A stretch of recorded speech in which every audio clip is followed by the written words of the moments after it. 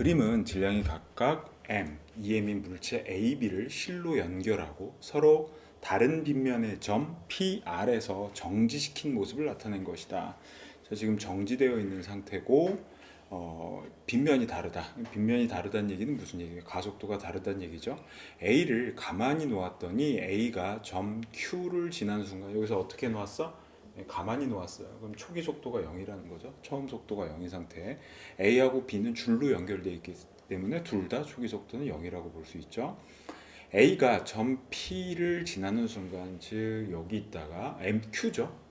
P에서 Q로 이동해서 여기서 순간 실이 끊어지고, 그럼 이제 A가 여기 도달하고, 그럼 B는 어딘가 가 있겠죠. 그죠? 거기서부터는 이제 각각의 가속도, 빗면의 가속도로 운동을 할 거예요. B는 마찰 구간이 시작되는 점 S로부터 등속도 운동을 한다. 즉 여기에서는 마찰력하고 중력이 비겨서 등속 운동을 하는 상태다. 그러면 여기 이 마찰 구간을 시작했을 때의 속도가 이 마찰 구간 내에서의 속도가 되겠죠. 그리고 최종적으로 끝에서의 속도이기도 할 겁니다. A가 수평면에 닿기 직전 A의 운동 에너지는 마찰 구간에서 B의 운동 에너지, 그러니까 여기 들어갔을 때, 마찰 구간을 들어갔을 때의 운동 에너지의 2배다라고 그랬으니까, 이것은 요 구간에서의 여기서 운동 에너지 곱하기 2가 A의 운동 에너지다라는 식으로 바꿀 수 있다는 얘기죠. P와 S의 높이는 H1로 갖고, 여기서부터 여기까지는 H1으로 갖고, Q와 R의 높이는 여기까지는 H2로 같다. 자, 이 얘기는 무슨 얘기냐면 P와 Q 그리고 여기 S와 R의 높이 차가 동일하다는 거예요. 그럼 높이 차가 동일하면 뭐가 동일하죠? 그죠? 그러니까 운동 에너지의 차보다는 질량이 다르니까 속도 제곱의 차가 동일하다는 얘기죠. 즉 여기하고 여기서의 속도 제곱의 차가 둘 다 동일하다는 겁니다.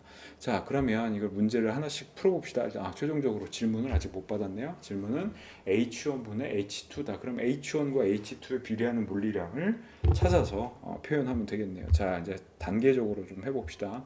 첫 번째, 물체 두 개가 같이 움직이고 있어요. 자, 그러니까 얘는 알자 힘에 의해서 가속되겠죠. 그러면 그러니까 알자 힘이 2를 해줄 거예요. 그럼 알자 힘을 생각을 해보면, 자, 왼쪽의 가속도가 3A고 오른쪽의 가속도가 2A겠죠. 그러면 각각의 질량 M, EM이란 값을 주어줬으니까 EM, 2A 마이너스 M, 3A, 즉 알자임은 MA로 오른쪽이 될 거고, 자, 그 다음에 이제 알자임이 해준 일이 중요한데, 이 일을 구하기 위해서 길이를 정해야 돼요. 이것도 역시 미지수로 정하는 건데, 여기서 P에서 Q까지의 속도 변화량, 속도 제곱의 변화량과 R과 S 사이의 속도 제곱의 변화량은 어떻게 된다고 그랬어요? 같다라고 그랬죠? 그럼 무슨 얘기냐면 가속도 곱하기 빗면의 길이는 둘 다 같게 되는 거예요. 그래서 왼쪽의 가속도는 3A라고 하고 오른쪽의 가속도는 2A라고 했으니까 요 두 개 길이의 곱이, 길이와 가속도의 곱이 같아야 되겠죠. 그러니까 왼쪽을 2L로 잡고 오른쪽을 3L로 잡겠습니다. 이게 이제 가장 최소 일종의 그죠? 소수가 되겠죠. 가장 작은 소수로서 얘네 둘을 결정해 준 거예요. 2L하고 3L. 뭐 나눠서 지워지는 거 없게 하려고. 그래서 3, 2, 6이고 3, 2, 6이죠.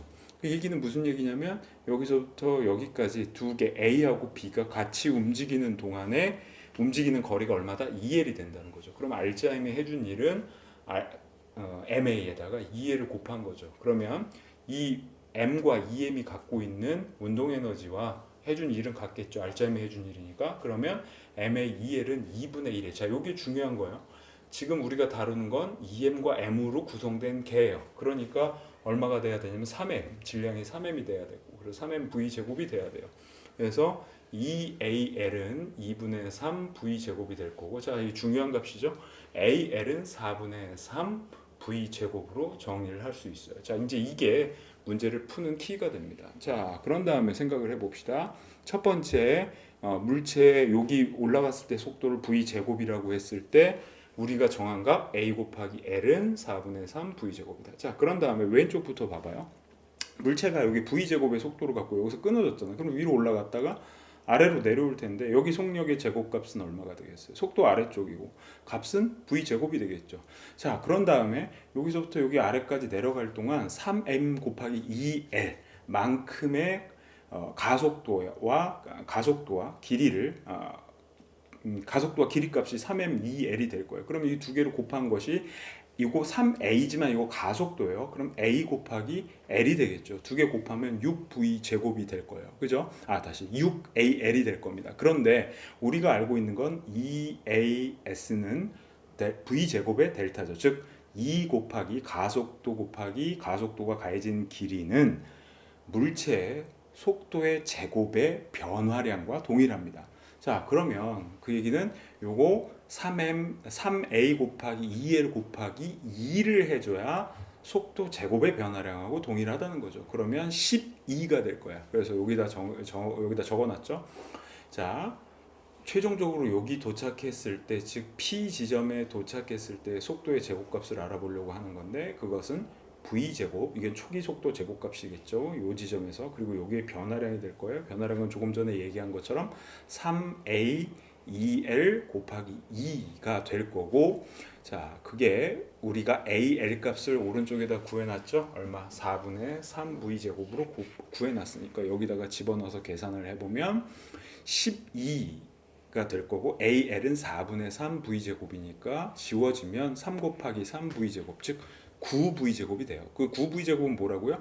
속도 제곱의 변화량이에요. 즉 여기하고 여기 사이의 속도의 제곱의 변화량은 9v 제곱입니다. 그럼 v 제곱이고 9v 제곱만큼 바뀌었으니까 여기서 속도 변화량은 얼마가 되겠어요? 10v 제곱이 되겠죠. 지금 우리가 빨간색 보고 있는 거예요. 빨간색. 그래서 두 번째는 빨간색으로 지워진 거, 맨 처음에 v 제곱이었고 변화량은 9v 제곱이었고, 그래서 최종적으로 10v 제곱이 된다. 자, 그래서 왼쪽은 해결됐습니다. 자, 오른쪽으로 가보도록 하죠. 자, 요 길이가 3L이라고 결정을 했기 때문에 A가 2L만큼 움직였으니 B도 2L만큼 움직여야 되겠죠. 그럼 남은 거리는 얼마냐면 L만큼만 남게 돼요.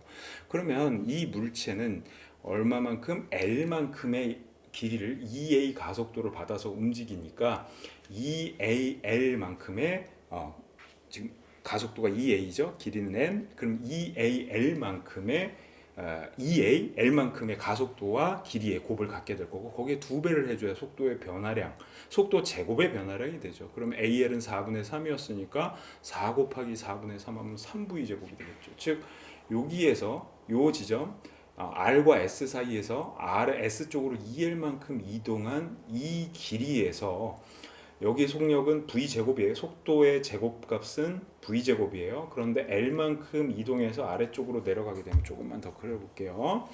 요거, 그죠? 요만큼 내려가서는 3V제곱만큼의 속도 변화량이 여기서 발생을 할 거다. 속도 제곱의 변화량, 말을 잘못했네요. 그래서 V제곱, 변화량 3V제곱이니까 여기 도착했을 때 4V제곱이 되겠죠. 그런데 요 구간을 통과할 때 어떻다? 등속 운동을 한다고 그랬으니까 속도 제곱값도 안 바뀌겠죠. 그럼 여기서는 4v 제곱이에요. 자, 이제 에너지 관련된 식으로 마무리를 하도록 하겠습니다. 자, 세 번째 보면요. 자, 여기 봤을 때, 여기 도착했을 때 10이죠. 그죠? 10v 제곱이에요. 그런데 여기서 얼마만큼 속도의 제곱이 변하는지 알 수는 없어요. 그죠? 그런데 그걸 이제 알파로 둡시다. 미지수. 그러면 우리가 알고 있는 건 10 플러스 알파의 v제곱, 그죠? 이게 지금 에너지 보존 법칙을 쓰는 거예요. 그 2분의 1 m이 있는데 2분의 1은 양변에 둘 다 존재하는 거니까 지워지고 m도 지워져요. 근데 오른쪽에 질량이 어때요? 2m이죠. 그래서 남는 거는 2만 있는 겁니다. 2가 남게 돼요. 그래서 속력의 속도의 제곱값을 구해보면 10 플러스 알파 v 제곱은 뭐랑 똑같으냐면 오른쪽에 있는 B 물체가 갖고 있는 속도의 제곱값 4v 제곱에다가 이게 질량이 2배가 되죠. 그러니까 2를 곱해주고, 그리고 이 값이 2배가 된다고 그랬어요. 즉 왼쪽 A의 운동 에너지는 B의 운동 에너지의 2배가 된다라고 했으니까 2만 곱해주게 되는 겁니다. 그러면 여기서는 10 플러스 알파가 되고 오른쪽에서는 16이 되겠죠. 그럼 알파 값은 얼마가 돼요? 예, 알파 값은 6이 됩니다. 자, 그러면 정리해 보면 여기서 즉 바닥에서부터 P까지 높이에 의해서 바뀌는 속도의 제곱 변화, 속도 제곱의 변화량은 6V 제곱이 될 거예요.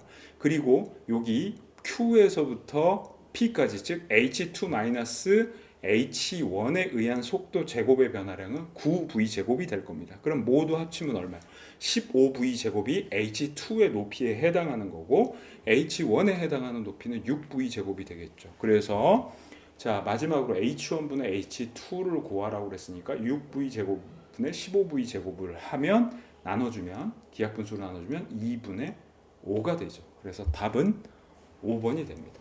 자, 이 문제에서 중요한 건 가장 기본이 중요하다라고 하는 걸 다시 한번 여러분들한테 묻는 문제라고 볼 수 있어요. 즉 여기서 사용된 가장 기본적인 거, 그죠? 요거죠.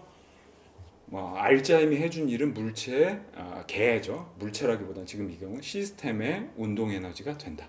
그죠? 알짜임이 해준 일은 시스템의 운동 에너지가 된다.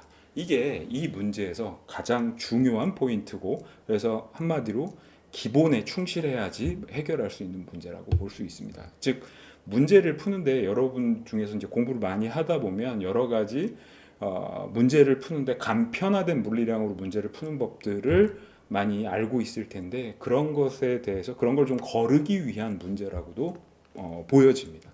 자, 이렇게 해서 문제 같이 봤습니다. 제일 중요한 건 복습이에요. 그죠? 제가 지금 얘기한 걸 이해가 안 가면 두 번, 세 번 들으면서 여러분 걸로 만드시기 바랍니다.